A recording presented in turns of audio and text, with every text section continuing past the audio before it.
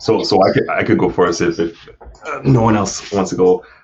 So let me take you back to how I started, right? For me, when I first came out of college, got my first job, I got introduced to investing through my dad, right? And the investments focused around penny stocks. Because for him, he was like, you can make this money, it's stuff is like a penny or less than a penny, and if it just goes double your money. And for me, I was like, wow, it's that easy. It's that simple. A penny, that's nothing. And I can tell you guys that I didn't know much beyond the things that my dad was recommending or sending me text messages. And, I created my Scott Trade at the time account and started investing and lost everything. I can't tell you one penny stock that I made money on.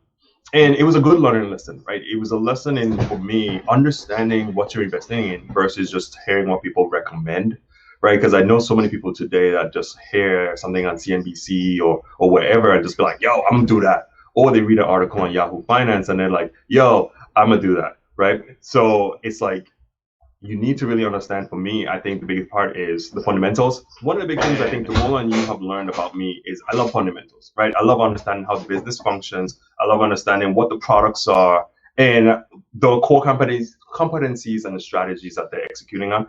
And that's really helped me in my journey when it comes to investing versus just looking at the technical indicators, looking at the short term. For me, I'm looking at the long term and how this business may grow, change, adapt, impact the lives of others or even my life.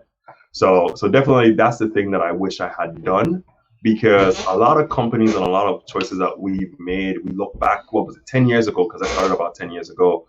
And I said, man, if I had invested in that person, or not person, but that company, I would have said, I'm better today, right? I got this much money. But we have to think long term sometimes, because we can invest at that $3 stock 10 years ago and see it go to $10 and say, whoa, I tripled my money, I'm done.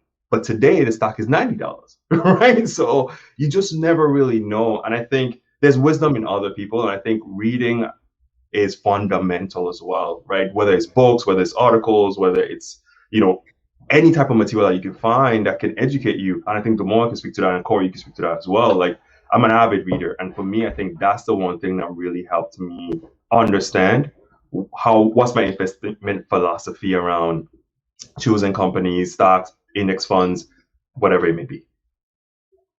So what books would you, or articles or sites, YouTube channel, whatever it is, what would you recommend that people kind of read or get patched into to get started, since that's a big part of your ability to have the knowledge you have and to make the moves you make? Like what would someone starting out do or start reading to get the basics and the fundamentals?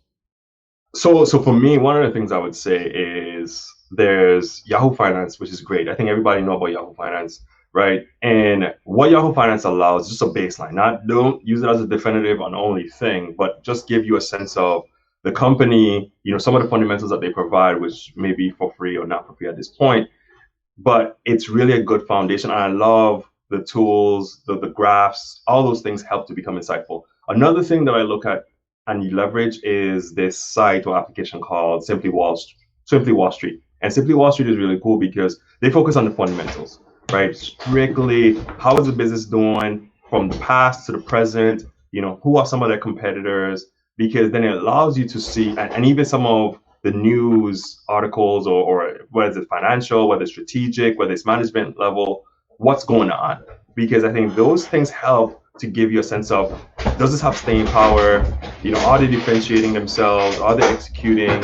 Because then that leads to potentially a higher stock price or greater sentiment, positive sentiment for those companies as well. And you talked about books. One of the interesting things for me is that I've got tons of recommendations because I have a subscription to Overdrive, an app that allows you to actually borrow or lend books from the library. And it's been an incredible asset for me when it comes to getting books about learning, right? So one of the books that I've read and actually continuously borrow, and I think Demal can speak to some of the books that he owns, is the little book of Common Sense Investing, right? a lot of folks want to, trade in and out of things pretty quickly. And I think there's a ton of research that says, people that trade in and out of things, that do day trading, don't traditionally always make money. But sometimes I think the simple approach is, the index funds, which I do as well, which is, the buy and hold approaches, because again, the market tends to traditionally go up 7% almost, or something around that every year. So you can't really lose with that. But again, it's super conservative. It's not a GameStop or anything that might be hot and heavy where you can make 100% in less than a year. But again, I think there's a lot of fundamental things or books written by John Bogle and others that are really, really good finds.